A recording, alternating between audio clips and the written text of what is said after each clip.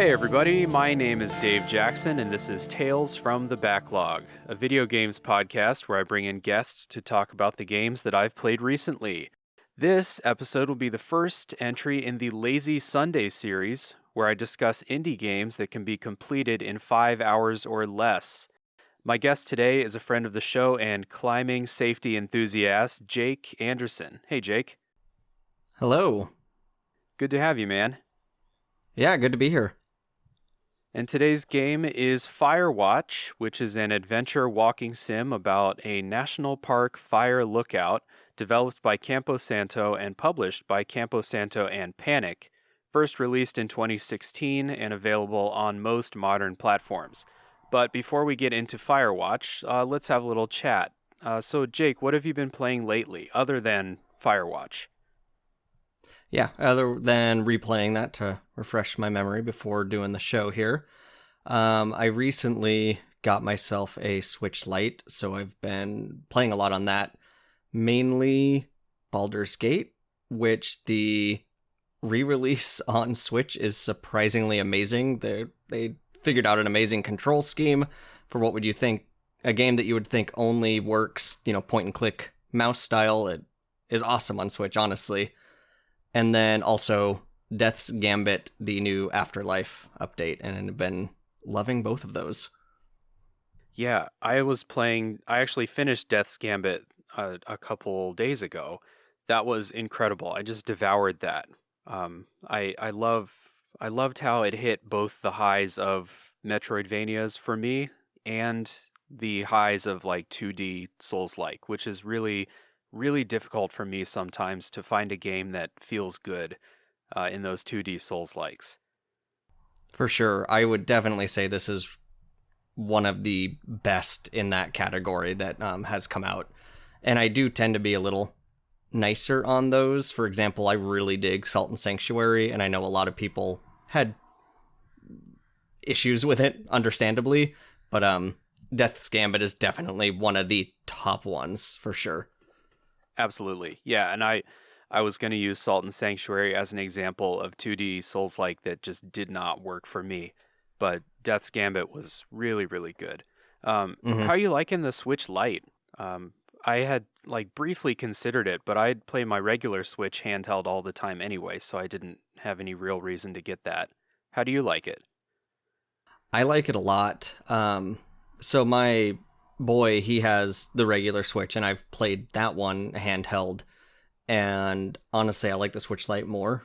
It's just a little more comfortable for especially like longer sessions, which I tend to do because wife and I will throw something on Netflix and I'll just, game away while we watch whatever. And it's really nice. It's really comfortable. I don't really notice that much of a difference in the screen size. And I wanted it for portable gaming anyways, so it's kind of perfect for me. Cool. Yeah, with the Switch Lite, like one of the reasons I didn't get it is because I play with like not custom Joy-Cons, but like, third-party Joy-Cons that are bigger. Yes. Yep. So that was the biggest barrier for me where I just decided, probably not. So Yeah, I might have been able to go that way. That probably is what would have been best if I went with a regular Switch, but, Switch Lite's cheaper. And then I got a case that kind of extends so it has better grips. Okay, cool. Kind of has little wings on it, I would say, to make it a little more comfortable to grip. And even without that, the Switch Lite, there's a surprising difference, honestly, holding that one compared to a regular. Interesting. I've never held one. I figured it would just be the same, except the Joy-Cons were connected. But it does feel different? No, I'm not sure what it is, but it does feel different. It's a little lighter. And since it is a little bit smaller, you don't feel as wide. And I don't know if that contributes to it feeling better to hold. I'm not sure, but it definitely feels better in the hands to me for handheld mode. Sweet. Cool. Glad you're enjoying it. Yeah. And glad the Baldur's Gate thing is good on Switch.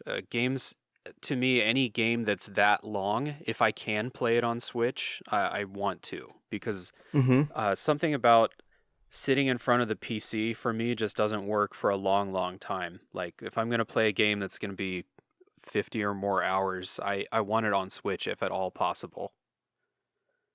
Yeah, I like that too. And another thing for me is when I go back and play older games, or I guess kind of when I game in general on my PC, I get distracted a lot easier. I start doing other stuff, browsing the web and things like that, and then I don't stick with it. Yeah. um, Whereas on the Switch, I just sit down, that's what I'm playing, and that's it. And I just go at it. And I would almost say for someone that maybe hasn't played like these older games like Baldur's Gate, Switch might be my preferred way to play it, period, at this point. Cool. Yeah, and if you're not playing on PC, you have no distractions from, spending an entire day adding mods to it or something like that. Exactly. That's another problem that I've found with like Bethesda's games is it's usually better for me to get those on a console just so I don't get distracted from spending 5 hours modding it, then it doesn't work and I give up and don't play it. Yeah. Or like for me, modding is super stressful. I'm not comfortable doing Hmm. it. And so I actually spent, an entire day modding up Fallout New Vegas and then got so Yes. stressed I didn't actually start the game for a couple of months. Yep, that has absolutely happened to me, specifically with New Vegas as well. And I Yeah. recently went back to it and just told myself, no mods. Like I started to look up a list like best mods to use, and I was like, nope, I'm just gonna play it vanilla. And I already got way farther than I usually do when I go back for replays. So there you go. Yeah, there you go. Yeah, I've been picking away at New Vegas for like the last 6 months or so. And I don't know. I have a hard time playing really long games on PC and like Hmm. focusing. It's just something. I mean, it's like on a laptop. I don't have like a great setup for it, so I'll play 15 or 20 hours over the course of a couple of weeks, and then I'll set it down for a couple months. And I'm currently taking a break in between DLCs in New Vegas, but that game rules. Oh yeah, it's amazing. It's probably one of the first games where I ever really experienced, um, what's the word for it that they always use, where it's just like where things happen and create a story for you, because of Oh, unexpected ways. diegetic.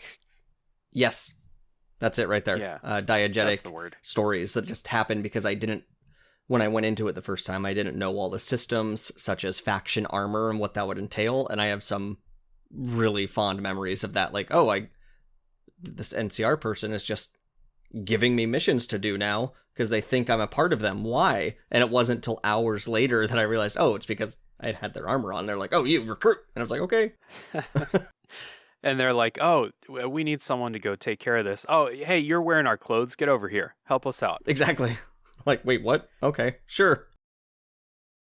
Yeah. When I played New Vegas the first time, it was on the 360, right when it released, and I think I got two New Vegas, and then my 360 red ringed, and I never got to finish Ooh. it. And so picking it up again this year was like my kind of I had forgotten almost everything about it.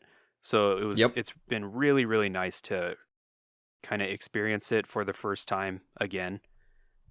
Yep. It's kind of similar to me where the most time I ever put into it was back on the PlayStation 3. Um, and I've just barely dipped my toes in every time I've tried to go back for a replay until this time where actually I'm getting more into it. I'm like, God, this is so good. Yeah, it really does live up to its expectation, and I have a hard time playing any of the other newer Fallout games because of what I love so much about New Vegas. Agree. And now that Microsoft owns both Bethesda and, the people behind New Vegas, who knows what could happen? Yeah, if they give them the keys to the car, I would be interested and also sad because I don't have something that could play a modern Fallout game that's owned by Microsoft. So That we'll is see. We'll true if we'll they see make where that that goes. platform exclusive. Yeah, just the age we live in. I mean, I feel like I already spend so much money on video game consoles and stuff, and there's still like basically half of the you know the available stuff that's just not available to me. And ooh, Seriously. anyone who has like serious FOMO about Microsoft stuff and Sony stuff and feels like you have to get all the consoles, it must be exhausting. I mean, I'm almost there. I have I have everything except for an Xbox and a high-end PC, but I mean, it's already too much to keep up with. I couldn't really imagine. Yeah. Yeah, and a high-end PC would get you both PC stuff and Xbox stuff because of how they're set up now, which is cool. Yeah, But high-end that PC is is the good. most expensive way to go. Yeah. Yeah, for sure. All right, man. Let's get into Firewatch. Yeah.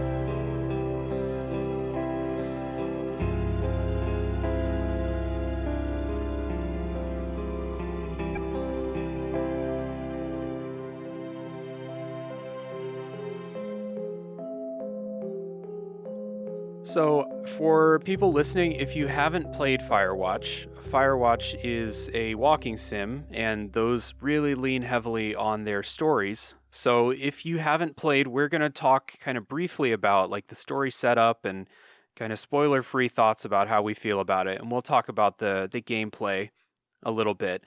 But then there will be a spoiler wall and a spoiler section at the end of the episode where we really get into the story. So if you haven't played the game, fear not, you can still listen for a while and kind of get a feeling for what Firewatch is all about.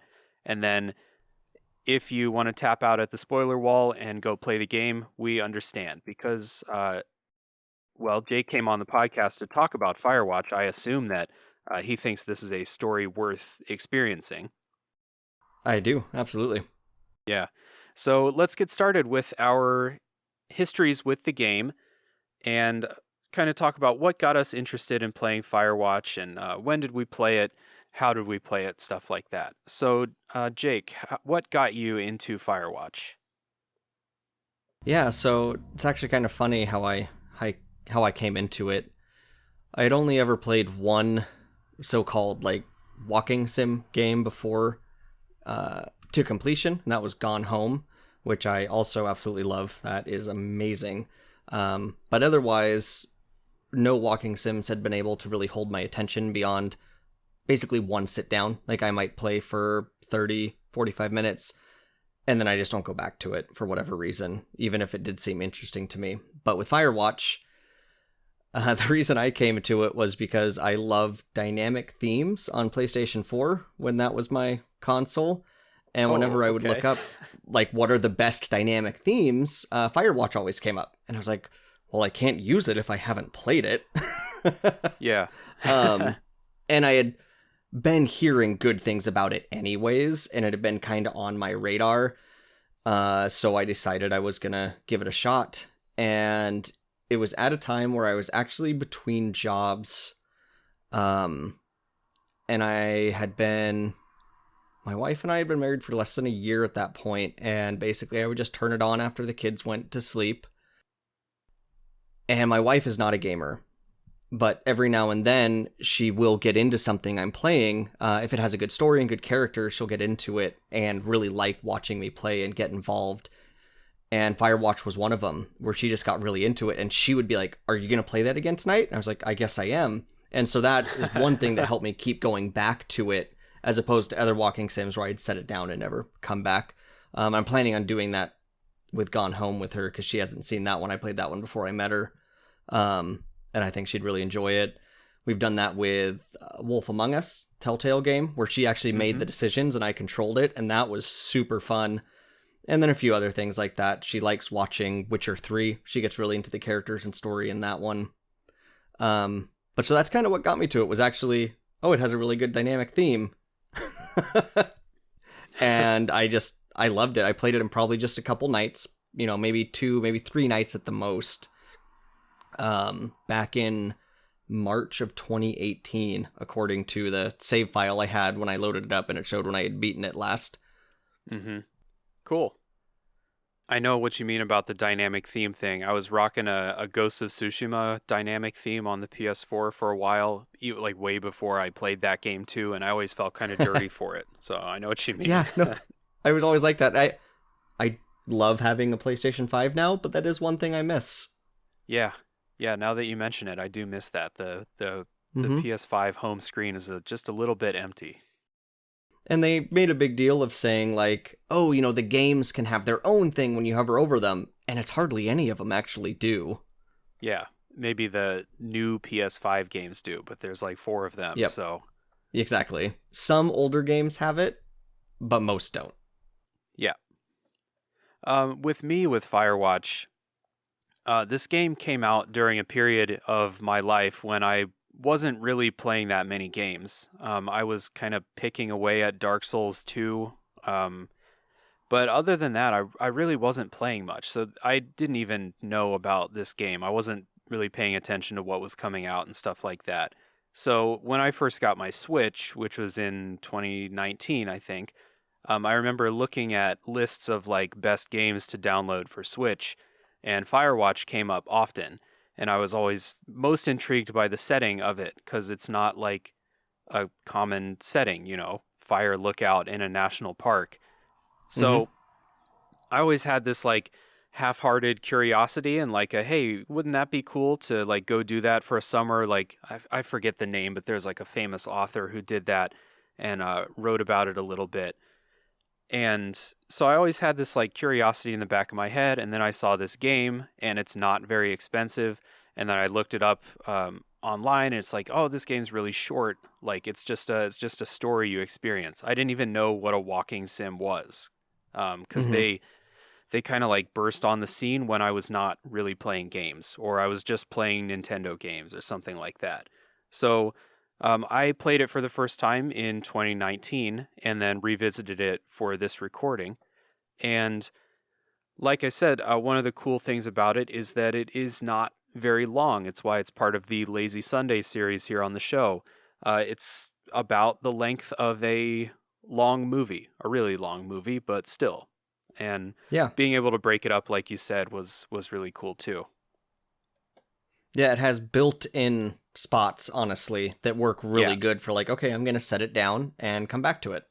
yeah. I always appreciate when games do that, break it up into chapters, or in this case, it's broken up into days. I always Yeah. appreciate that.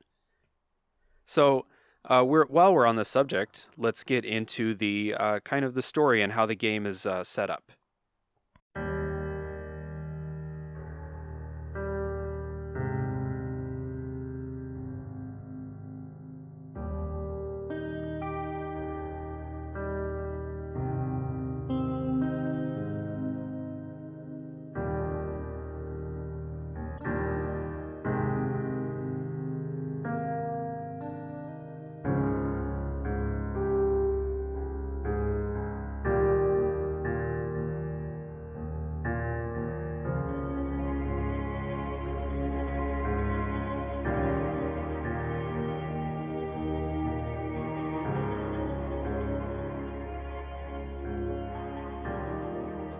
So, in Firewatch, you play as Henry, who's a fire lookout in the Shoshone National Forest in the year 1989. And like we said, it's broken up into days. It's not like day 1, day 2, day 3, day 4, day 5, day 6. It's I forget the exact numbers, but sometimes you'll jump like day 33 to day 74 or something like that. Yeah. The first few days are there, and then it starts jumping. Right. And I kind of liked how it jumps forward. We'll get into that when we talk about the story, but I do kind of like how there's like an implied passage of time in there. And so as Henry, on the first couple of actually before the days start, before you get out into the national park, you get some backstory about him and why he's there in the first place. That is, I think, spoilery, so we'll save that for the Absolutely. spoiler section. Yeah, it really sets the tone for the entire game. We'll just say that for Hmm. now.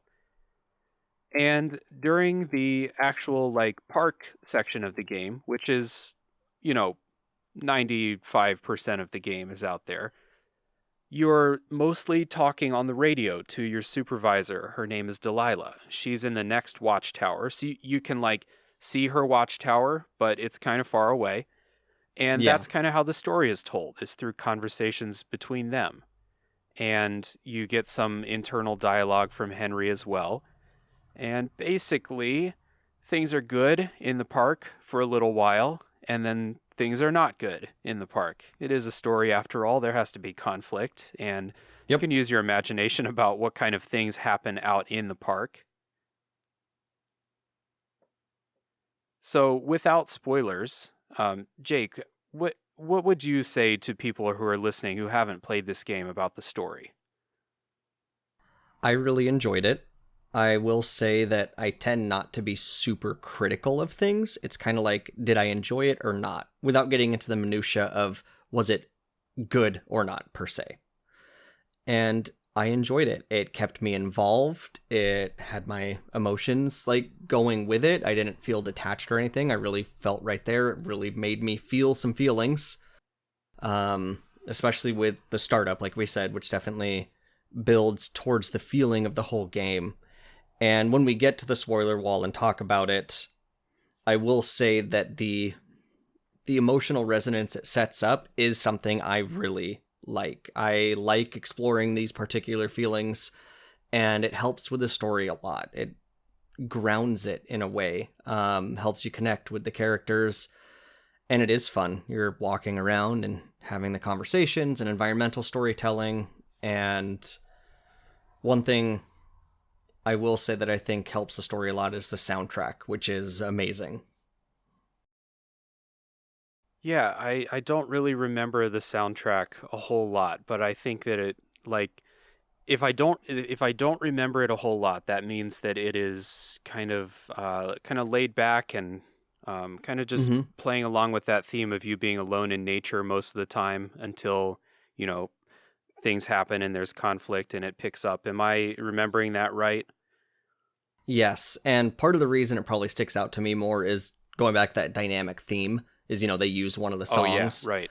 and just every time I turned on my PlayStation for a while, that's what I would hear, and I love it. And so this time when I replayed it, I paid attention to it a lot more than I did the first time, and I really enjoy it. It is subtle. It makes for excellent background music, honestly, to have on when you're like just doing stuff or going for a walk. It's perfect for that, which is what it was used for. Yeah, true. Yeah. In my opinion, the story is good. Like it it definitely gives you a reason to keep walking, as this is a walking sim. It pushes, like, the story pushes you forward more so than a lot of games like this that I've played. Mm-hmm. There's a lot more like immediacy to the story, because this is not a story where you're like in Gone Home, where you're walking through an empty house figuring out what happened. Yeah, This is it's a kind of story where, after like, the fact. right, this story is happening to you, to Henry. So Exactly. this one definitely pushes you along.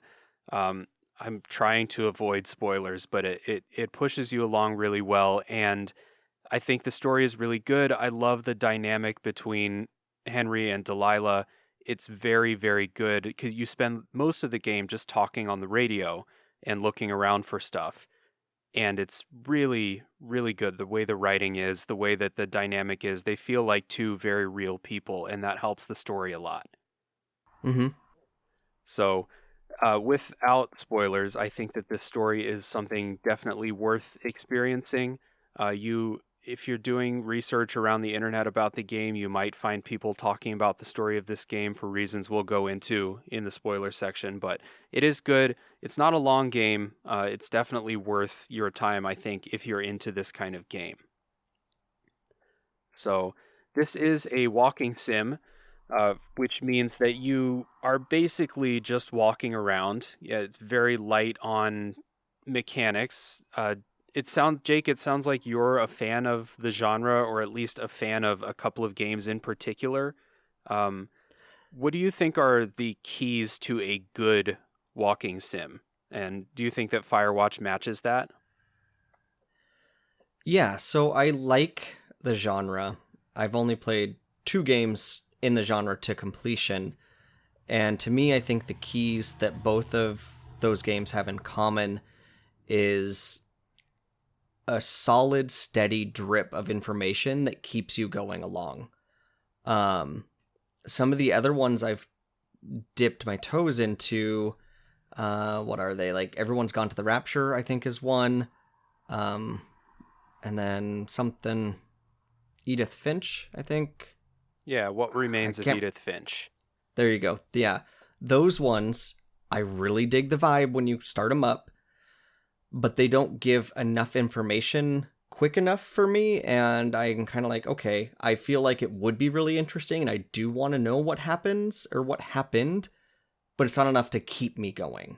Whereas Hmm. Firewatch is really good at, like you said, that steady drip of information and story, the conversations, it happening at the time you're playing it definitely helps a lot.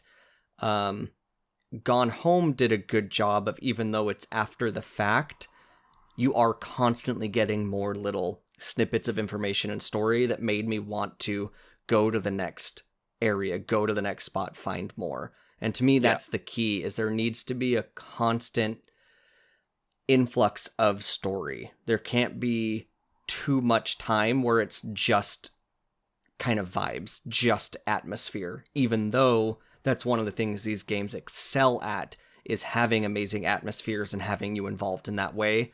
I need more than just that. right. And for me, like I've played a lot of those games that you mentioned. I've played What Remains of Edith Finch, and I really like it. I played a little bit of Gone Home and got very scared and quit playing, although Yes. I'm planning to go back and play it. Um, the thing that Firewatch does and that what Remains of Edith Finch does that I think is really good is that there's some degree of interactivity to it, and Gone Home is a little bit less. Like in Firewatch, you're walking around, you're doing stuff, but like we'll talk about how it's set up, but you're not just walking from point A to point B down a hallway or something like that. And you have things to do. You have to, I mean, it's extremely limited interaction, but you have to climb up, a rock face for throw Hmm. a rope and climb up or down a rock face. You have to interact to use the radio and stuff like that. So you're walking, but you do feel like you have a little bit of interactivity with what the character does too. What Remains of Edith Finch does that really well by switching up how you're interacting with what's happening. So there's like different sections with like I hesitate to call them different mechanics because they're all very limited still, but it does mix it up.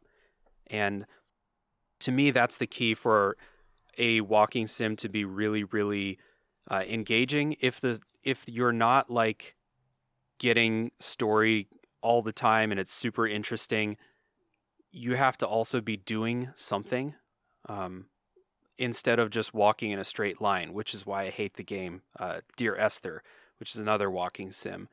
All you're doing is walking in a straight line while a narrator talks to you, and it looks pretty, but I'll just say I was glad that that game was 45 minutes long. Anything longer I would have lost it. So I think that Firewatch does the walking sim thing really well by both giving you story and like interactivity a little bit. And again, it's happening at the same time. So like you're actually the main character in this. You're not finding out what happened to the main characters of the story. Yeah, that helps a lot.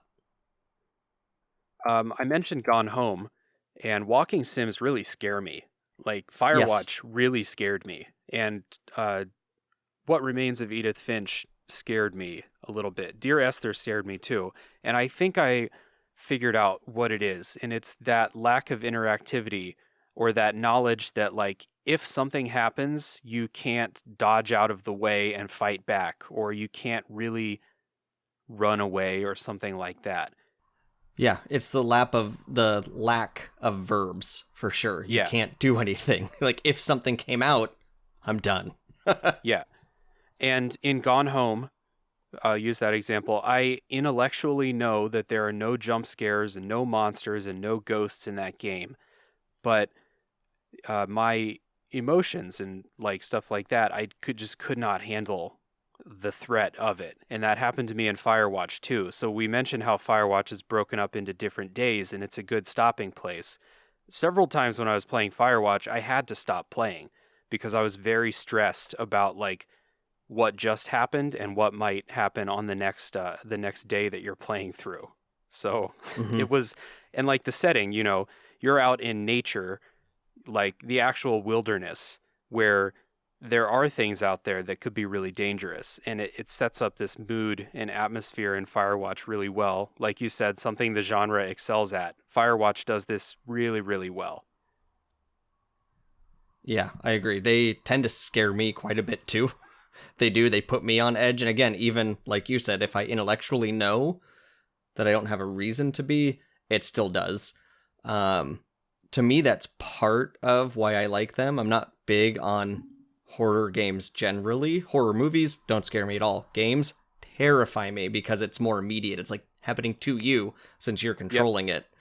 Um, and I liked that aspect of these. And you have to control games too.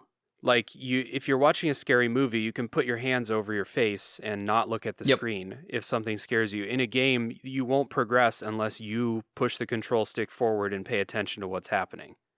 Yeah, the only option you really have is pause it and turn it off. Yep, which I did a few times during Firewatch. Yeah. I find myself trying to do that in dreams if I have a scary dream. I'm like, how do I pause this and turn it off? Yeah, turn this shit off, unplug it. I'm done.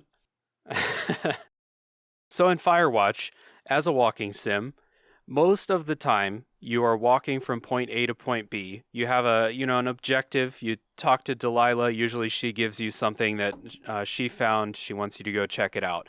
She's your supervisor after all, so you're the grunt. Hey, go check this out. So a lot of the time you're kind of walking around. You're using your map as a guide.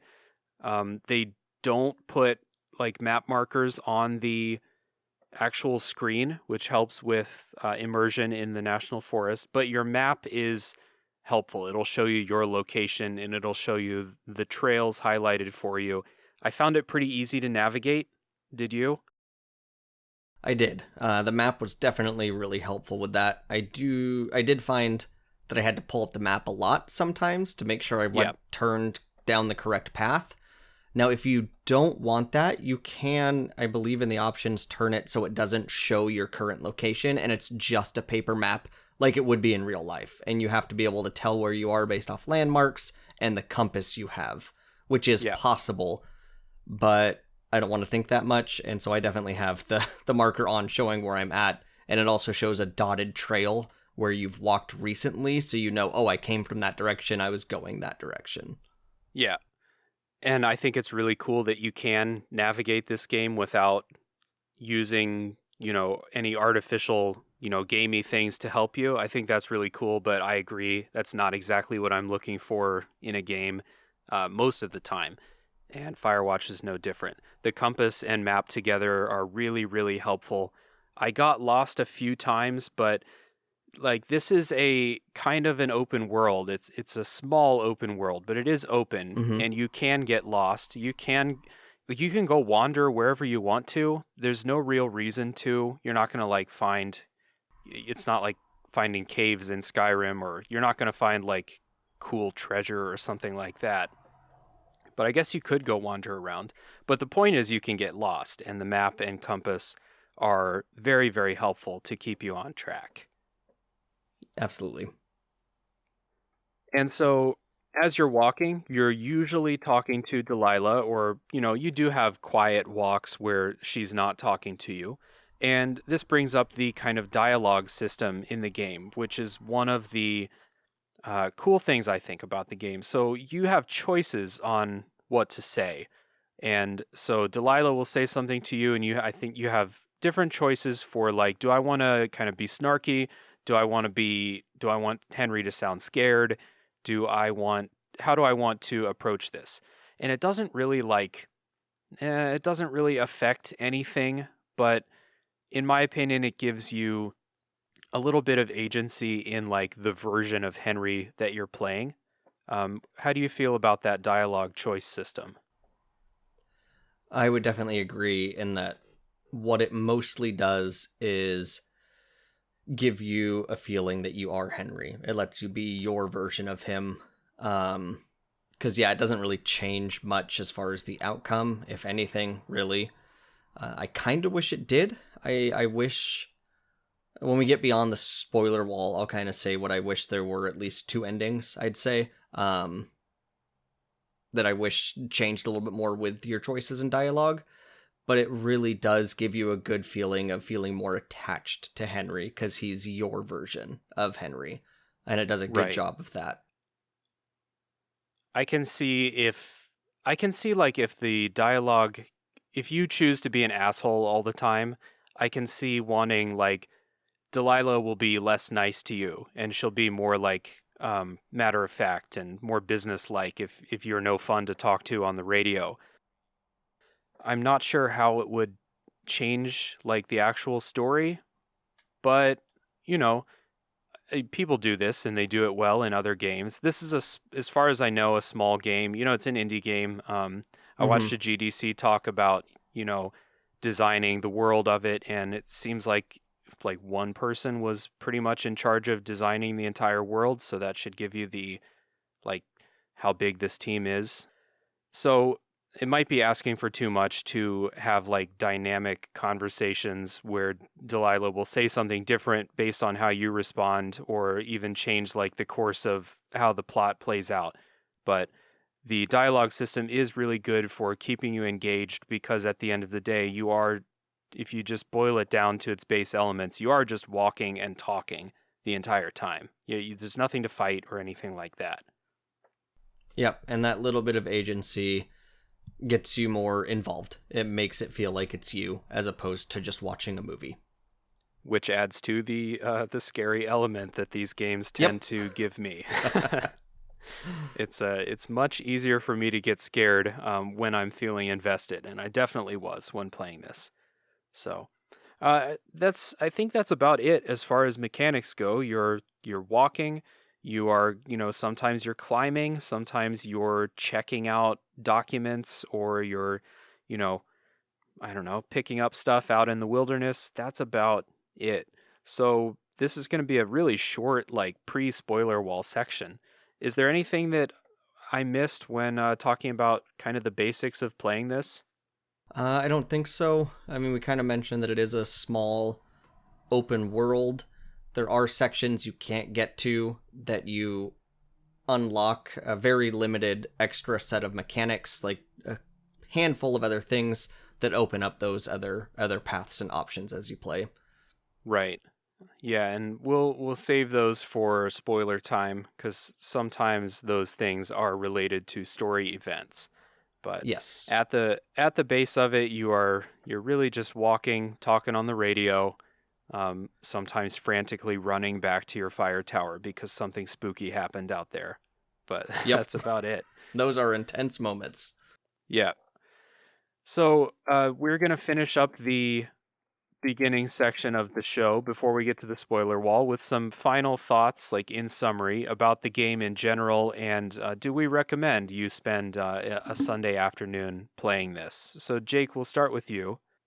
Yeah, I would definitely recommend it, and it's well worth playing in one sitting. Oh, or over the course of a handful of nights. Like we both said, there are some really well built-in stopping points that you could play for 20, 30 minutes a night for a week and get through it and have a good time, or just sit down and play it on a Sunday afternoon. It would be fantastic. As far as how much I'd say it's worth getting, I just quickly looked, and like on the Nintendo store for Switch, it's $20. If you're a huge fan of the genre, I would say, due to its length, I don't know if I would always recommend it at $20. If you're a big fan of the genre, I'd say it's worth it because I think it's a really good one. If you're looking something to spend a few hours on, get it on sale for a little bit under 20, and I'd say it's well worth it. Yeah. I kind of, when I think, I really try not to be a dollars per hour type person when I'm talking about buying games, but I also remember like Did I enjoy this as much as going to see a 3-hour movie? And I definitely did. I definitely enjoyed Yeah, this as much as, a trip to the theater to see a movie, or two movies, depending on what you're seeing. This is roughly worth one long ass Avengers movie for sure. I'd agree with that. So if you look at it that way, then it's at a good price point. Yeah. But if you do find this game on sale, I definitely recommend it. And Jake, do you think this is a good first walking sim for people who are just getting into the genre, haven't played one before? I think so. I think so for sure, because it does have a little bit more going on than some of the other ones do. Keeps you a little bit more involved, and that's kind of just enough to keep you going and experience it. Yeah, agreed. I definitely think that this is one of the better walking sims I've played. I think Edith Finch is my favorite one, just because I like the story of that one a little bit more, and the way it mixes up gameplay and stuff like that, or it mixes up what you're walking through and seeing to keep things fresh. But this is about Firewatch. Firewatch is really, really good. I mean, I think we've basically talked sugar about it up until now. It's it's like we said, it's like playing through like a thriller movie, basically. Once Mm-hmm. it starts snowballing, it was really hard for me to stop playing. The only reason I Yeah, did stop absolutely. playing, and the only reason I did stop playing is because things got spooky, and I don't handle that very well. And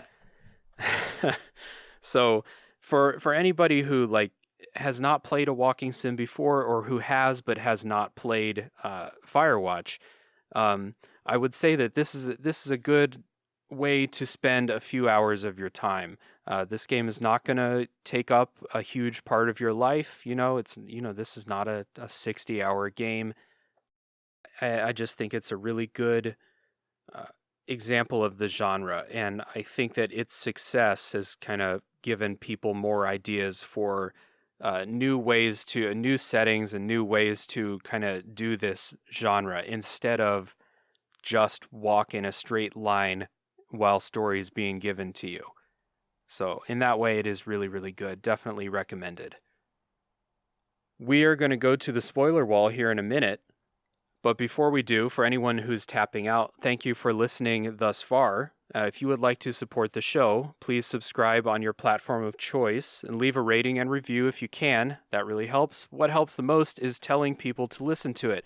I know how telling people about new podcasts is almost like asking them to help you move or something like that, but do it anyway. I also do a podcast called A Top 3 Podcast, where each week we pick a topic and we choose our top threes and go around and discuss. That is a good time. So if you want to hear more of me, which sure you do, go ahead and check out A Top 3 Podcast wherever you can. We are going to take a quick break, and when we come back, it is spoiler time.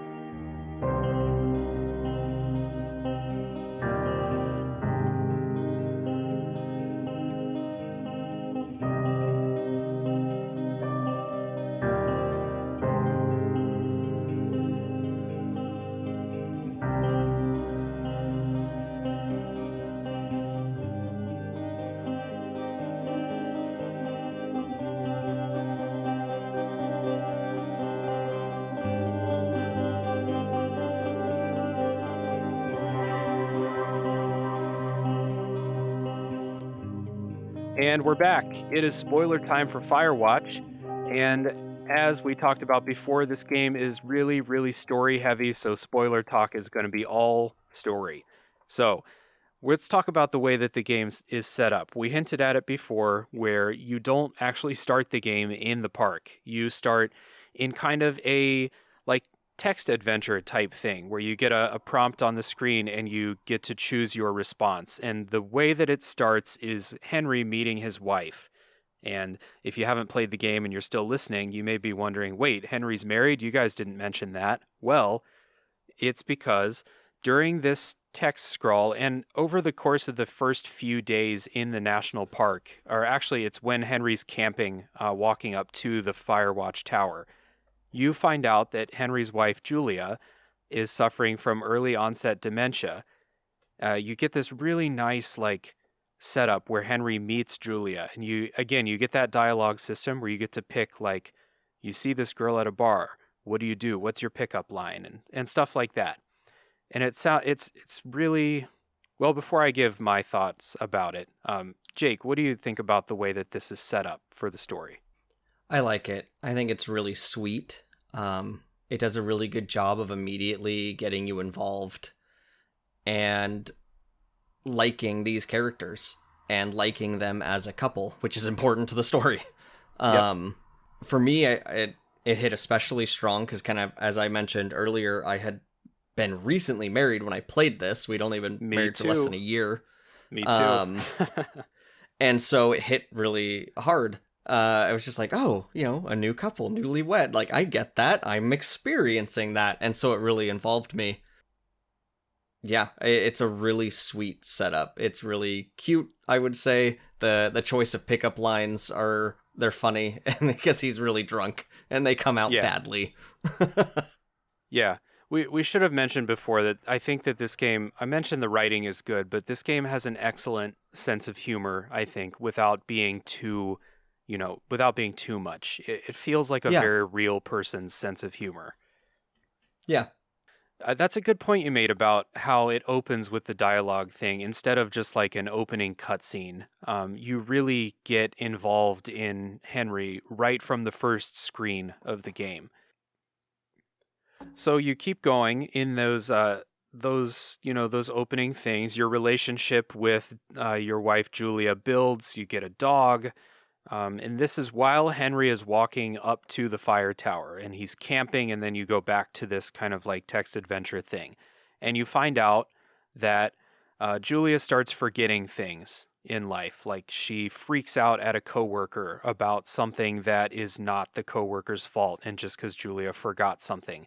And it turns out she has early onset dementia, and she has gone to live with her parents. And that's why Henry's alone out in the park.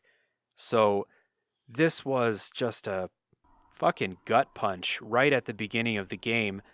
I didn't know anything about the story beforehand, and getting this, like, you have this super happy, super like lovable beginning to it, and then the rug gets pulled out from under you, and it just kind of like casts a specter over the rest of the game. I yep. think. Yeah, and not only does she go back to live with her parents, but they are in Australia. Yeah. It's not just another state, it's the other side of the planet. Right. Which is even more so. It's not like, oh, you can, drive for a few hours and go check in. You can't. And part of the reason that they take her is because you're not doing a good job of looking after her. Mm-hmm. Unfortunately, it's hard. This does hit like a gut punch, like you said. Another thing that was going on as I started playing this game is my, at the time, new wife's, her grandpa was starting to suffer from some dementia. And so Ooh. it was even more real. Like, oh my gosh, yeah, no, this is a terrible thing to deal with as a family. It's scary, it's sad, it's a lot of stuff. And it puts just this feeling of, like solemnness on top of everything. And I really dig that, honestly, in my media or books or anything. Melancholy, uh, forlonging, anything like that, I just dig for whatever reason. It pulls me in, and I kind of like exploring those emotions and feelings. And this game pulled me right in with that. Yeah, absolutely. And so as this all happens in the first 15 to 20 minutes or something like that, I think. And you have another 3 hours or so of the game to play. And it doesn't Mm-hmm. sound like a long time, but it is, it does feel like the game goes on for some time. And sometimes it's brought up in the game, your wife, but you will go sections of the game and you forget about her, even though they do such a good job. And I mean, I'm not saying that as like to say that this storyline is not impactful at all. I actually think it's really good that I went through and I went a half hour or 45 minutes without thinking about Julia, because I think that Henry probably would have too. And then you get Mm-hmm. that like reminder, like, oh shit, like he's not, he's not free as a bird out here. There is this thing looming. Yeah, he's not okay. Yeah, He's suffering and going through stuff himself. that's one of the themes of the game that they talk about. Him and Delilah talk about this a few times. Like, why are you out here? Why are you out here secluded in this national forest? You're basically alone out here. All you have is radio contact.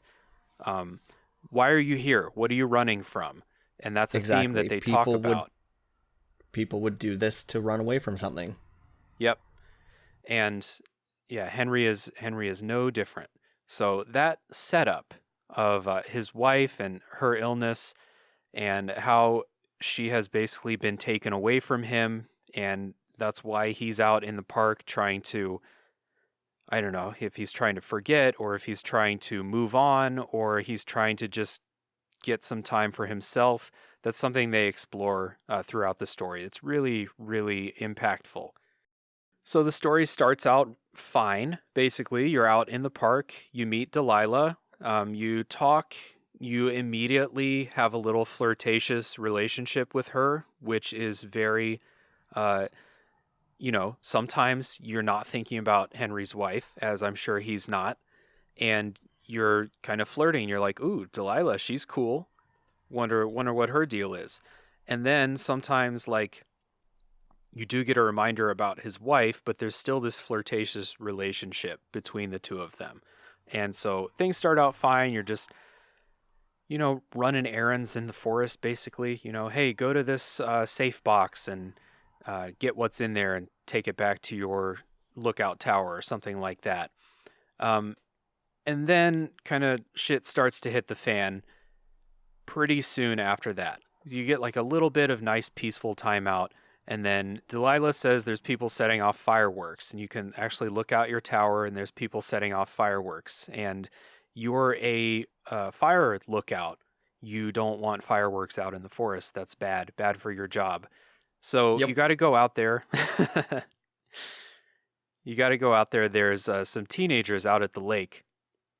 They're setting off fireworks, and you have a little dust up with them. You yell at them, they yell at you back, and stuff like that. And so after your little dust up with the teenagers, you're heading back to your fire tower, and you have to go through a cave to get back. And this cave will be important later in the story, but what's important now is that you see that somebody's watching you out in the forest, and you're kind of wondering, like, we're really far out in the middle of the goddamn wilderness right now. Who's watching me? Yeah. And then you get back And to you your, I think you shout out at them and they don't respond, they just walk away. yeah, which sets off that creepy vibe right away where, we're in the Absolutely, because the first sun hour is of the setting at game. this point. Yeah. And this might have been the point where I kind of was like, oh, actually, I don't want to go spend an entire summer out at a Firewatch tower. This would be creepy as hell, and I can't handle this. See, my wife and I actually really want to do this. Not a whole summer. I'm out in the Pacific Northwest, Oregon and Washington, and you can they've turned some of them into like rentals. You can rent it for a weekend and stuff like Right. that. And we've been talking about it for a couple years now. Like, that would be really fun for a long weekend, 3-4 days. Just bring some books and some board games, spend the days hiking, the nights hanging out, looking at the stars. But yeah, it definitely but it could be pretty creepy as well. Yeah, because there might be someone out in the distance watching you. Might be a So weirdo out there. yeah, can't rule that out. Um, No. So as you're heading back to your tower and you're freaked out because like you're actually not alone out in the wilderness here, you get back to your kind of home base at the tower and someone has gone through the place and torn it up and ransacked it. Yeah. You And find your typewriter on the ground at the bottom of the tower, and you're like, yeah, why is this down here? yeah, I mean, I don't know why you kind of think like, could it have been a bear that did this? But you know that it's not a bear that did that. Yep. You go up there, broken window. The inside is all ransacked. Like you said, someone was in there for sure. Right. And you tell Delilah, and she's like, what? Who do you think it could have been? And you have a couple options. Again, the options don't really matter, but it helps you give this sense of, who do I think it was? And, Right. you Exactly. could have been the teenagers that you saw. Maybe they're mad at you because you had a little dust up with them. Or maybe it's whoever it was you saw watching you. Who knows? Right. And this is really cool for plot reasons, of course. This is the thing that kind of like sparks the rest of the story. But also, this is something that a lot of games do, where they take your safe place and they make it unsafe, and you Yep. never feel comfortable there again for the rest of the game. Yes. You're never like, this tower is my safe place. You don't have a safe place anymore, and you're out in the middle of the wilderness, and it really sets an edge. It's really good.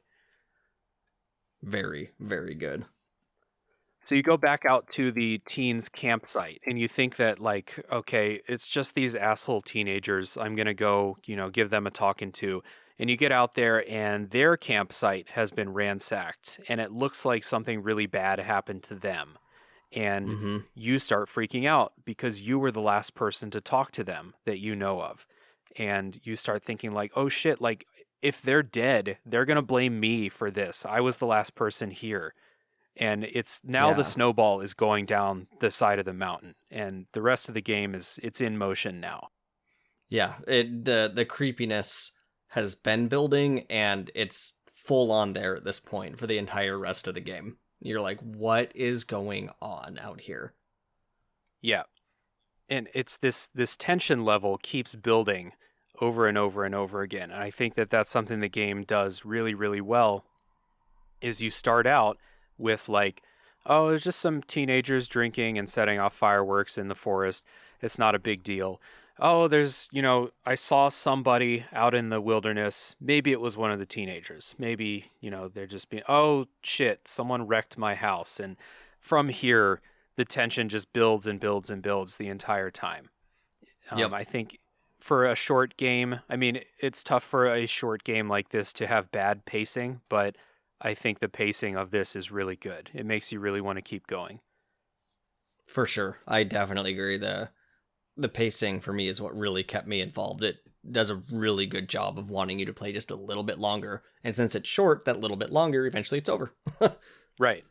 And the way that it's broken up into days, it gives you that that situation where you're like, oh, that day's over, gonna reset, but I could play one more day.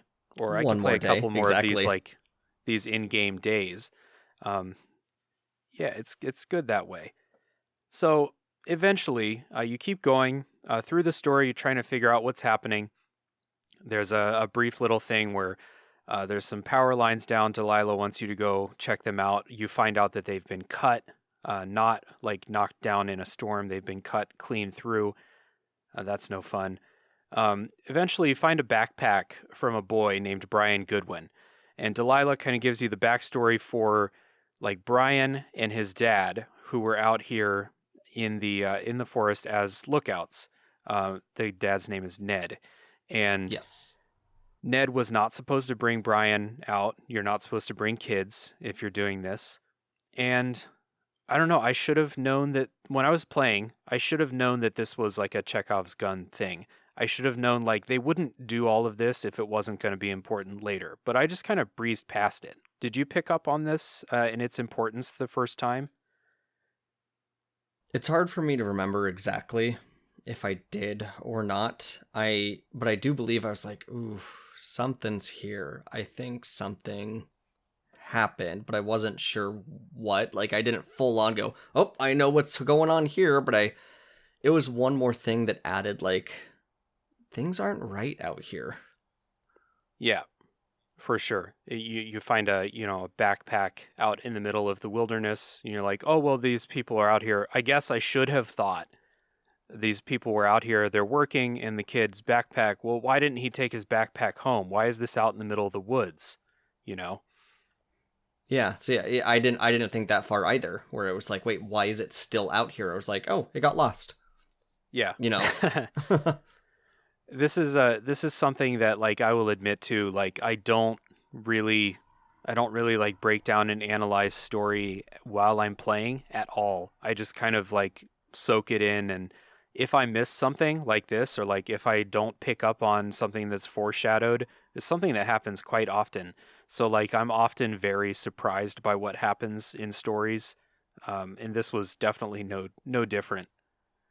I am the same way. I'm absolutely the same way. Like, there's so many times where people are like, "Oh, I saw that coming a mile away," or "I knew it." I'm like, I didn't. Yeah, no idea. Sometimes No I idea. do. Sometimes I do. Most of the time, I am just experiencing each moment as it happens, and I don't, like you said, analyze it and try to figure things out ahead of time, even if I could have or not. Yeah. But that's good. In this kind of game, like just being in the moment, experiencing the things the way that Henry is experiencing it, really, I mean, I was pretty immersed in what was happening. So I was like, oh, yes, weird backpack. Henry thinks that's weird too. Okay, well, we've got stuff to do, so let's move on. So Mm-hmm. yeah, it's pretty good. Um, Eventually, you kind of get to like where shit really hits the fan, where you find out that someone has been listening to um your communications with Delilah. You find a kind of like an outpost with a notebook with stuff written down that you've said and stuff that Delilah's said. And this is like the major like, oh, what is happening here moment in the Mm-hmm. story. And at this point, you've also found a section that's fenced off. Yeah. And even Delilah didn't know that that was there and thought that was weird. So you Yeah. you have that going on. You find out someone's been listening. The teens are missing. Someone has been watching you. You know, there's all these things that are like, I mean, they all have to be connected, right? You're kind of thinking, Yeah, you're kind of like, I mean, I was like, this is the point in the game where I started to be like kind of freaked out and like had to start taking longer breaks in the game, or like taking breaks from the game itself. I wanted to push through. I was like, I need to know what happens now, and I just wanted to go go go. Yeah, I was very like, I want to see what happens. I'm very interested in what's happening, but it's 11 p.m. I need to go to bed, and if I keep playing, I'm going to be too stressed to go to Yeah. sleep. So I have to Yep. stop. I generally play like very story-based games, like instead of reading a book before I go to bed, and Firewatch was not always the best choice for that because I got very stressed starting at this point in the story. Yes. So, this you get I think the game's only jump scare is around this time when you're Yes, it's right after investigating. you find the clipboard. Right after you find the clipboard, showing that someone's been listening to your conversations and writing it down. Right, and you're heading home or something like that, and you're kind of talking on the radio or something like that, and someone knocks you out, and it's Yep. very jarring. Like it's a very Yes, it good is. like oh shit moment. Like you don't see who did it, but something happens and you get knocked unconscious. And I actually like jumped and like dropped my Switch in bed because there are no jump scares up to this point. And so I wasn't ready for one. And I'm never ready for jump scares. I hate it so much. Like I know there's some people who like really like that as a feeling. That feeling. And Yeah. you get that rush from it. I hate it. I won't. That's why I don't watch horror movies and I don't play horror games for the most part, is because I don't like jump scares. And this really freaked me out. Even though if you line this up with all the other jump scares I've experienced in my life, this is pretty tame. It's just you're walking and someone knocks you out from behind. That's all that Yep. happens. But it was like the tension's been building so well that this moment really hits. It does. It hits really well because you find the clipboard, find out someone's been listening, and some of the stuff written down I think is stuff that had been said very recently, and so you're like, Yeah. this is freshly written on. And then you find a radio, which you're like, this is the radio they've been using to, and then it happens. Oh man, it's really good. Really good It got me today. moment there. I just played through that part today, and it got me, even though I've played it before. Even though you know it's coming, still gets you. Yeah. It's really good, and this kind of like I'm gonna kind of like breeze through unless there's something you think is important. But you find out here someone's been listening, and that's the main driver of the story from here is like you're not really worried about those teenage girls anymore. You're like, No. oh shit, I'm in actual danger out here. There's a person out here who seems like they have it out for me. And they're obviously you get the feeling now like you're not going to sneak up on this person and find them. They are hunting you basically. Mm-hmm. You get a new radio that hopefully isn't being listened in on. Delilah kind of gives hints so that the other person can't beat you to it since you know you're being listened to at this point. It briefly goes in the direction of like big conspiracy. Yeah, you think it's like a government conspiracy? Yeah. So I enjoyed that little bit of foray into this. It ends up being a red herring, but it's a fun little, oh my gosh, is this even bigger and weirder than I think it is? Yeah, yeah, I for think it's sure. I think it's a good thing that it's not, because it needs to stay more grounded, but it's just short enough before you figure out that it is a red herring, that it's a good little extra layer of tension and kind of freaking out. Yeah. And we'll get into what it actually is in a second. I mean, we're in the spoiler section. It's not a government thing, it's a person. And I do like, I mean, I think I would have been cool with it going in that direction if that's what the game was built around. But at the end of the day, this game is built around people and like what they're running away from and very, very human things like that. So the fact that it is just a guy out there and it's not, a government conspiracy, I think that does work really well. Mm-hmm. But yeah, you're right. That brief little moment where you're like, "Oh shit, am I, am I discovering government secrets out here?" It is pretty cool. Yeah, it's handled really well, where they've built the tension enough that it seems like it could be plausible, um, and it freaks you out even more, but then it moves on and stays grounded. Yeah. So soon after that, I think it's pretty soon after that, a fire starts out in the wilderness, and it's your Another one. job, another one. There's already one fire going at this point that you've been keeping an eye on. And another one starts. And so as you go, I think the two fires merge together, right? Yes, they do. Yeah. And so you have this story of like the person that's out in the wilderness listening to you and following you. And now you have a fire which is growing. And so you have these two Mm-hmm. sources of tension now. And you by this point you're pretty far into the game. If you know how long the game is, you're building toward a climax here. There's a there's a part where you're supposed to go find some firefighters who can kind of help you out. And I was so scared going through this section trying to find these firefighters because the air is starting to get a little bit hazy and Yep. nothing's happened to you from your hunter in some time, so you're not sure when it's going to happen again. You find the old, like scout camp that hasn't been used in a long time. Yeah. And it's sufficiently creepy because like the bridge is out to it. The little like shacks that they would stay in are all run down at this point. Yeah. When you're looking for the firefighters is when you come across this place. There's also a little Easter egg in those shacks that I really like. Oh, is there? Yeah, the Bloodborne hunter symbol. Oh, I didn't even see that. That's very cool. Yeah, it is on one of the planks in one of the shacks, and we haven't mentioned this, but you do get a little disposable camera at one point that you can take pictures with, and I highly recommend using it throughout because then you see the pictures in reverse order during the credits. Ah, And that's cool. I always take a picture of the Bloodborne symbol. I'm like, oh, it's Bloodborne. Hell yeah. That's cool. When I played this, I hadn't played Bloodborne yet, so I probably wouldn't have understood. But that is cool. That's really cool. and that gives Campo Santo some more points in my book.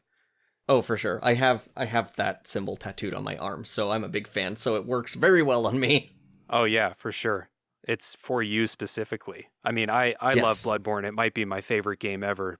So that's cool. Very cool.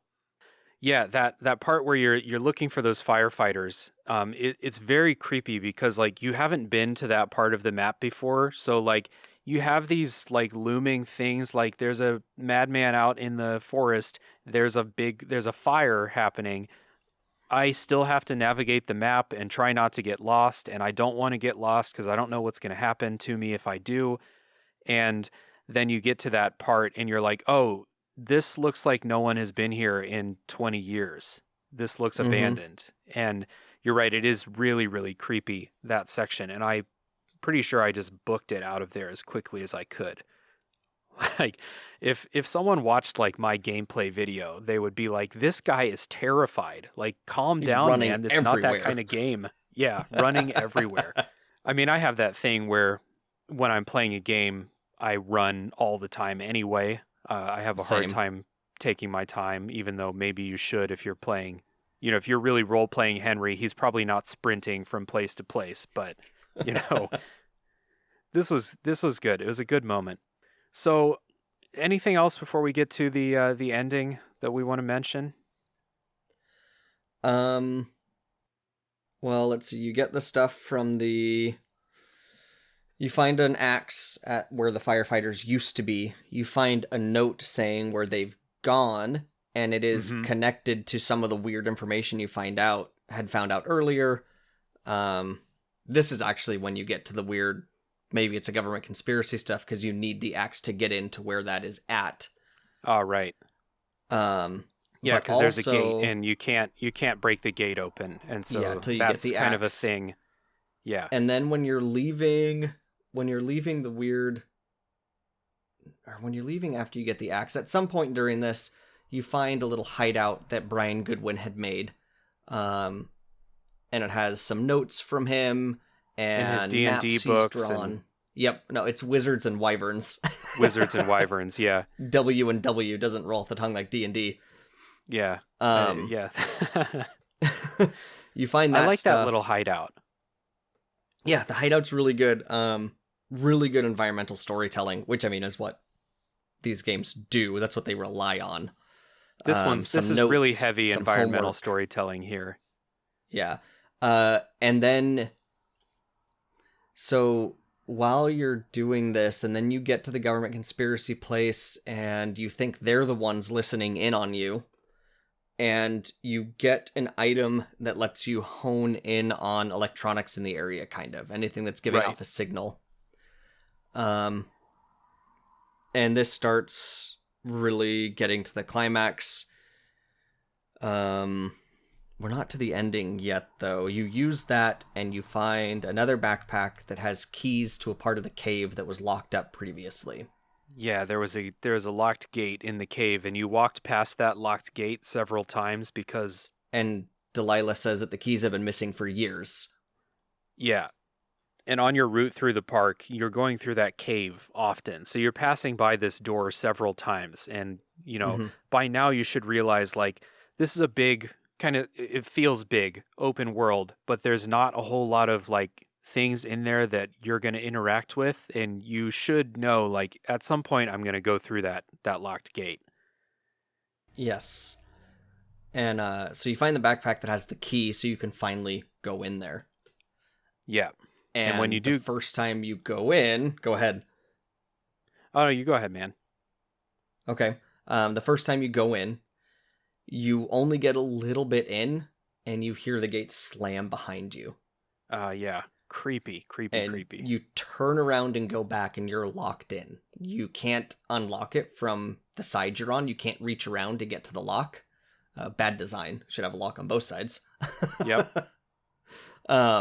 And so you have to, and your radio doesn't work. You don't have any reception down there in the cave, so you can't tell Delilah, "Hey, I'm stuck. Help." Yeah. So you have to find another way out, which you do. Yeah. This Yeah, time, you not do. much happens except if you're paying attention, and you look down this pit on one side. There's a shoe on a ledge. Yeah. And so you climb down eventually, and it's kind of miraculous that you find this perfect path so far down in this cave. But you climb down, and you're walking through, trying to find a way out of the cave. Is this game going to end with me just being locked in a cave and starving to death, or something like that? Yeah. And so you're walking forward, and you find Brian Goodwin's body down there. And this kind of sets off the ending sequence of events, which is whenever you hear people talk about Firewatch who have played Firewatch, this is like the magnet for it, is how this game ends.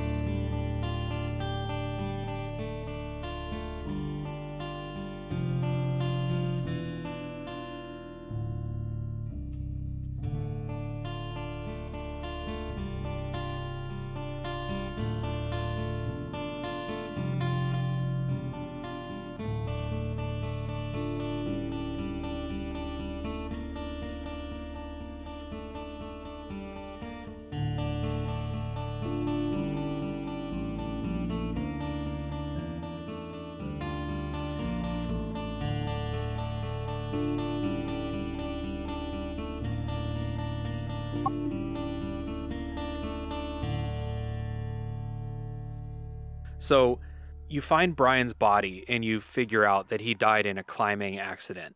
There's this climbing gear on him that's broken. There's rope that's fallen down, and so you find his body, and you find out that it's been his dad that was tracking you the whole time. And so you like get out of the cave.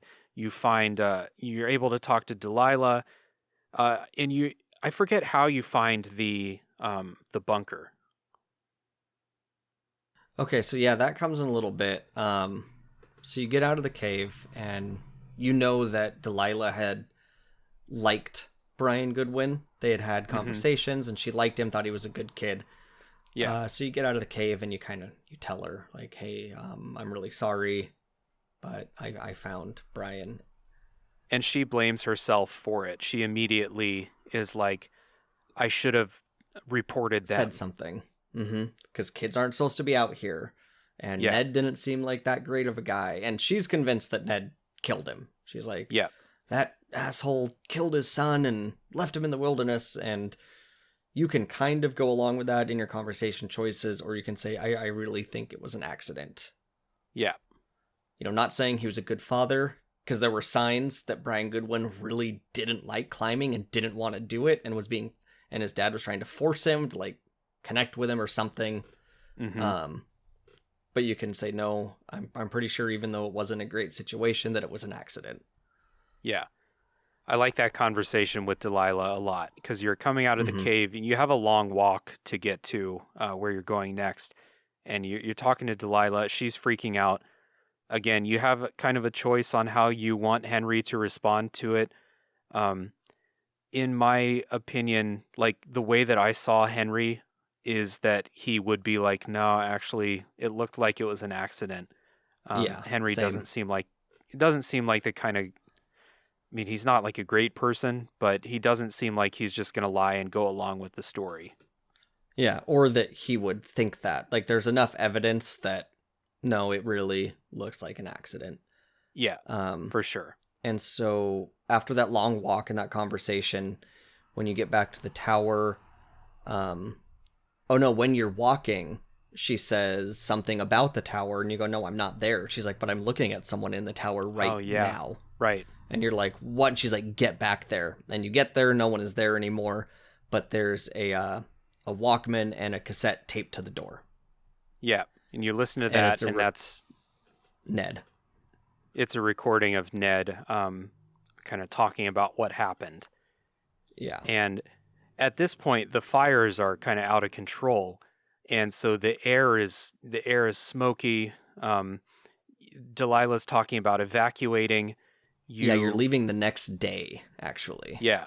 Well, let's talk about that reveal that like this was Ned, and He's not a government conspiracy. It's not a serial Mm-hmm. killer living out in the woods.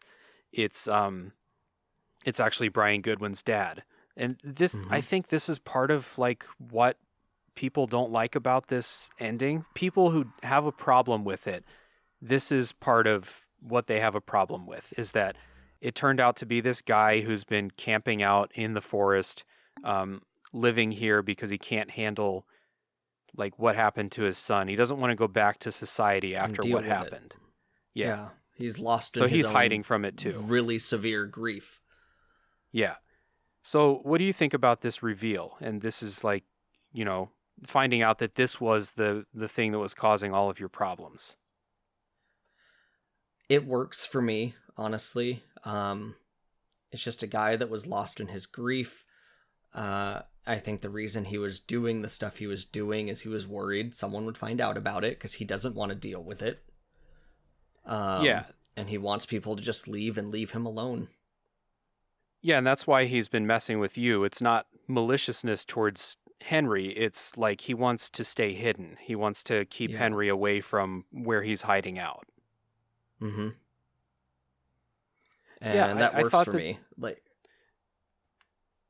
Go ahead. I was gonna say, I hadn't read up on any of like people not liking or liking the ending. I knew there was some talk about it, but I never really looked into it or why. I just knew that it worked for me. Same. Yeah. This again, I think you said at the beginning of the show, you tend to just experience things and like it or you don't.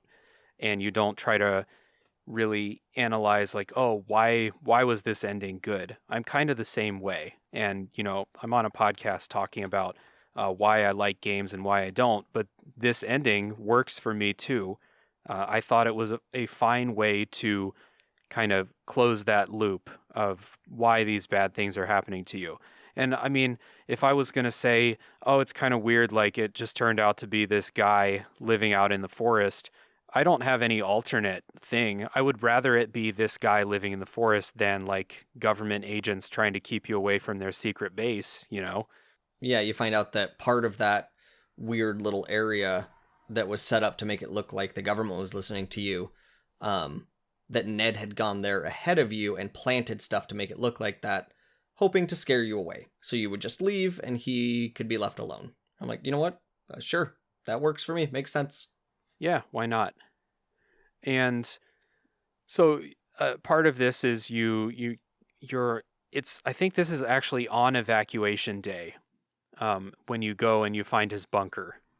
Yeah, you find, as you're evacuating, you find a rope, your name written on a rock pointing up, and another tape is what leads you to it. Yeah. And it's another tape from Ned saying, I hope you get this before it burns up.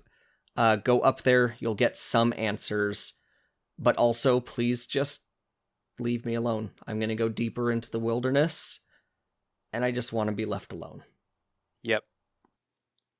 And you get some time exploring his bunker that you find up there, which is where he's been living. You find he's been basically like stealing batteries to power all of his electronics.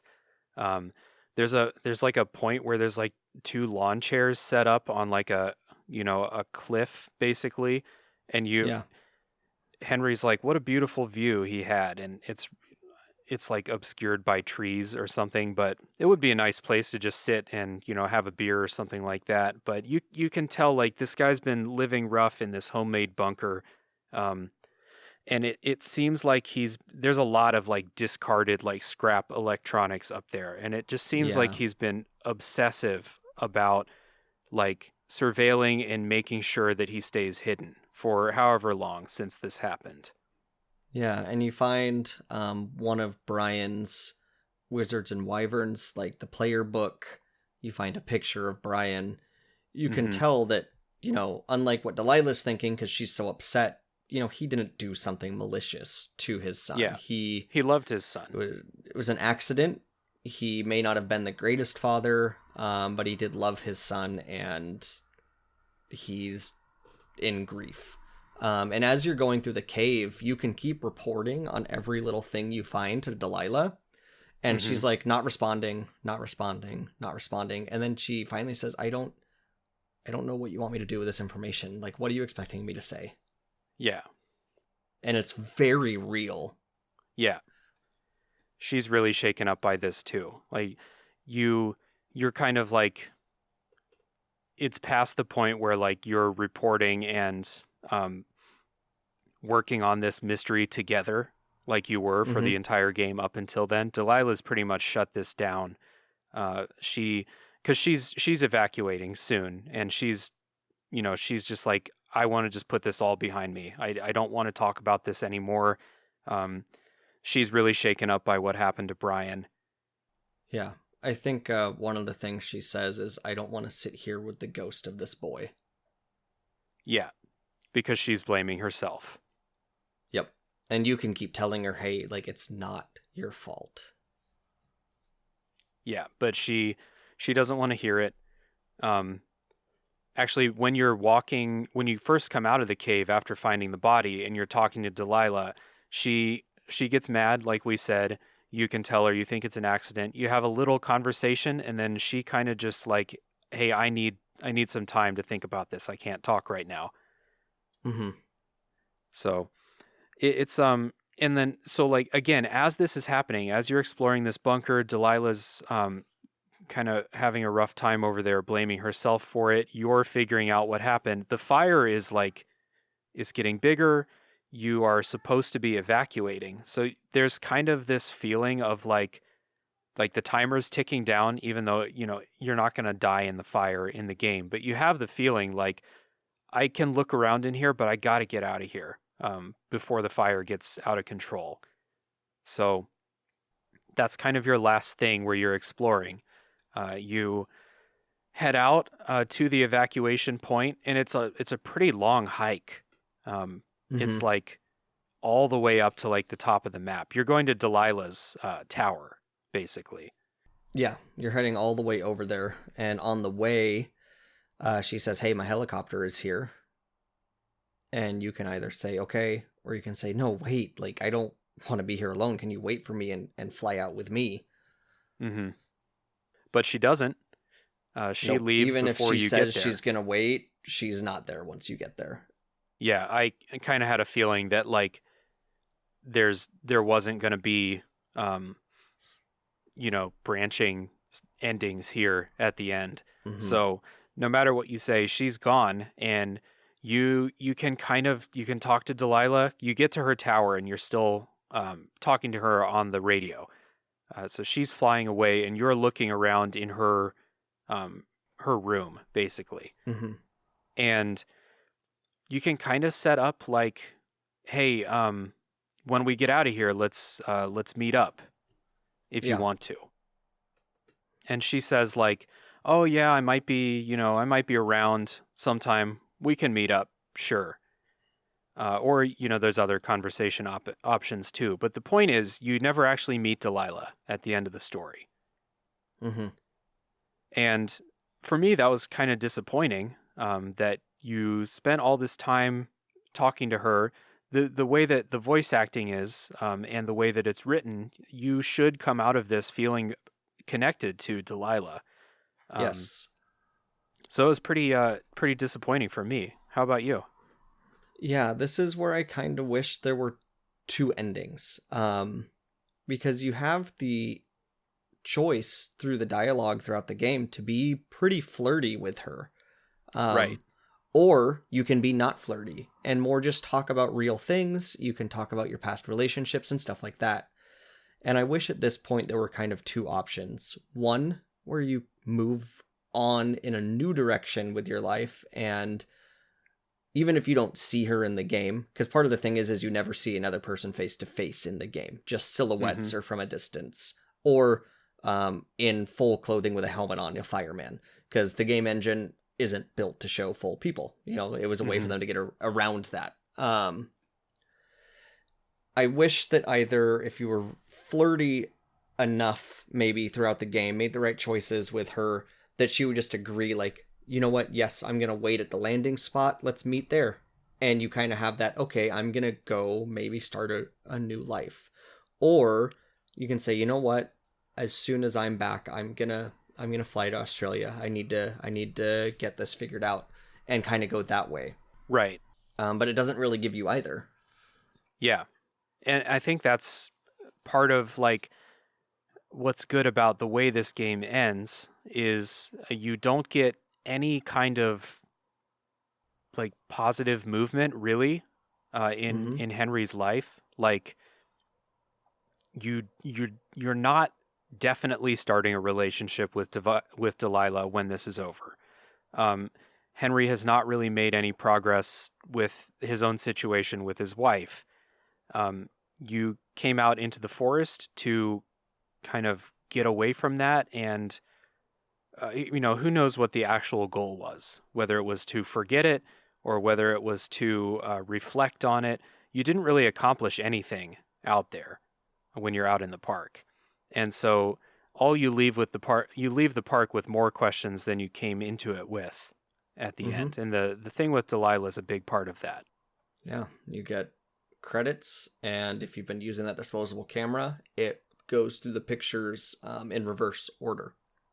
And the key is the disposable camera was Brian Goodwin's. It was in his backpack that you find at the beginning of the game. Uh-huh. So is And there so a what I like picture about from something he did? yes, yep, there are pictures of him and his dad.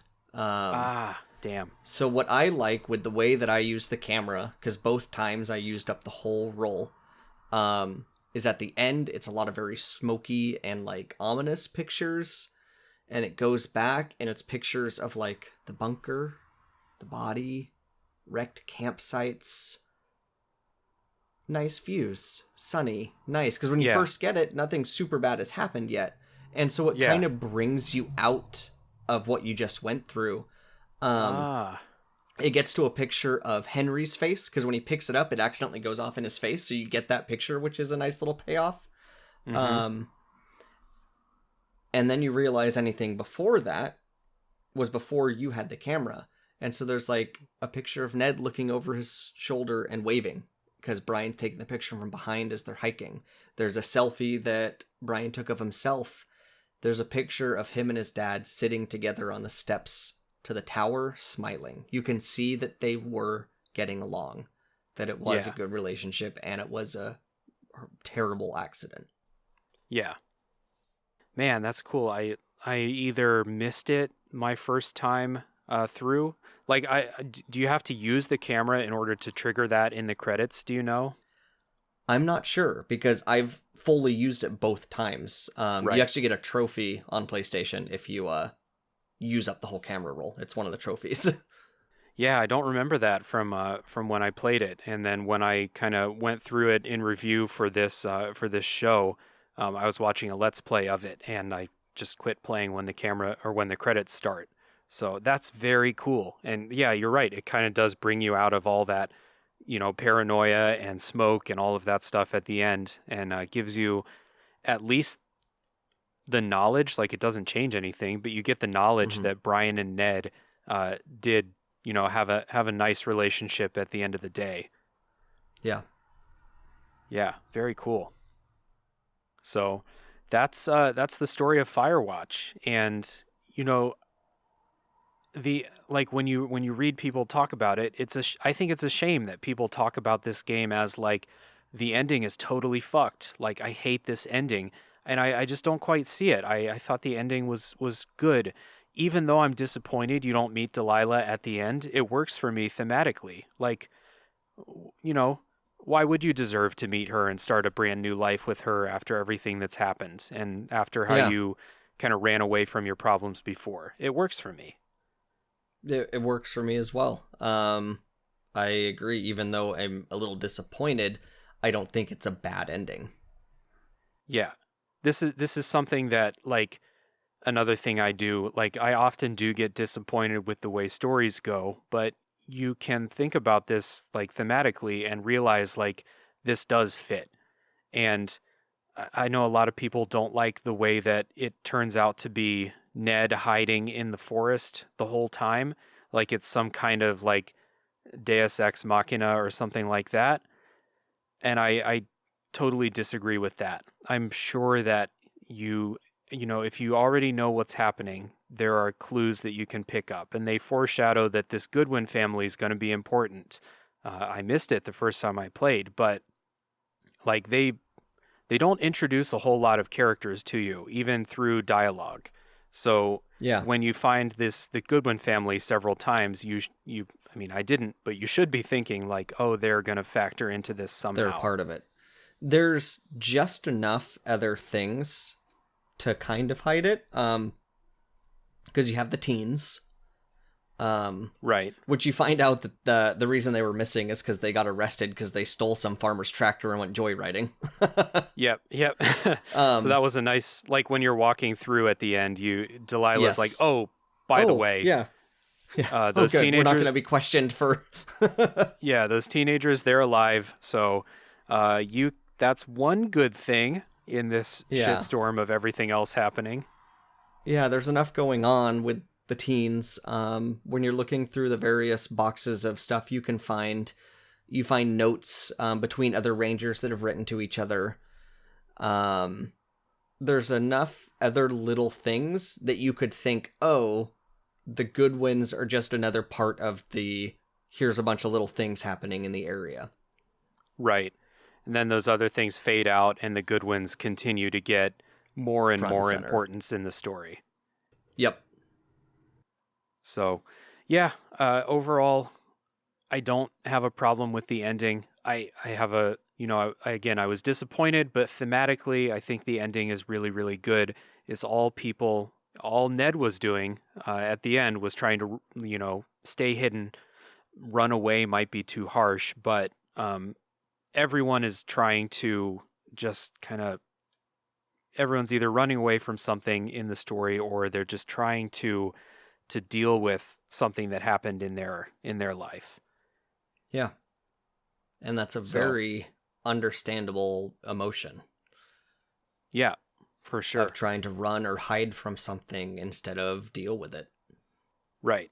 Ned knows that if he goes back into society, he's going to have to like really really deal with the fact that his son is dead, and while he Yeah. didn't directly do it, he is partially responsible for it. Yeah, in one of the cassettes you get from him, he mentions like the thought of going back and then having to deal with the body and a burial. He's like, I can't do it. I don't want to do it. Yeah, those cassettes were really good. I enjoyed Yeah. listening to that. And, hearing another voice talking to you as you're walking is really good too. Yeah, it's only at the end and it's a sudden change. Yep. So, any other thoughts about Firewatch before we wrap this up? Uh Not particularly. Thanks for having me on here, and I had been kind of wanting to replay it for a while, and this gave me a good reason to jump in and do it, and I'm glad I did. Hell yeah. Um Yeah, and I think I'm gonna go back and replay Gone Home as well because I'm in the mood for a walking sim again, and I know I like that one. And again, I think my wife would really like it, and she hasn't seen that one. Yeah, as we speak, I'm playing Oxenfree, which is kind of a walking sim in a way. Actually, pretty similar to Firewatch in that all you're doing is walking and choosing dialogue options. As soon as I'm done with that, I think I'll give Gone Home another try. Like I said earlier, I had to quit playing because I was so scared. But since then, I've played a couple of like actual horror games, and I think I could probably handle it this time. So, I mean, we've been chatting, getting ready for this recording about these games, and you've brought up Gone Home, and how much you love it. So, I think I will give that another shot. Yeah, if you do it and you want to do an episode on that, I am very down. Hell yeah, man. Well, it was a pleasure having you on the show. I really thank you for taking the time to talk about Firewatch. This story is a lot of fun to talk about. There's at you know on one hand, it's a pretty simple story, and on the other hand, there's some very like deep and human things that it's exploring here. So it was a lot of fun talking about it with you, man. Thanks for coming on. Yeah, thanks for having me. It was a ton of fun. All right, so everybody who's made it this far, thank you so much for listening. Again, if you want to support the show, you can subscribe and leave a rating and review, help us fight the algorithm. And the best thing, again, is to ignore all of those people who say don't recommend podcasts to me. Ignore that and recommend that they listen to Tales from the Backlog. Again, my name's been Dave Jackson. And I have been Jake Anderson. And I will see you next time. Thanks, everyone, for listening.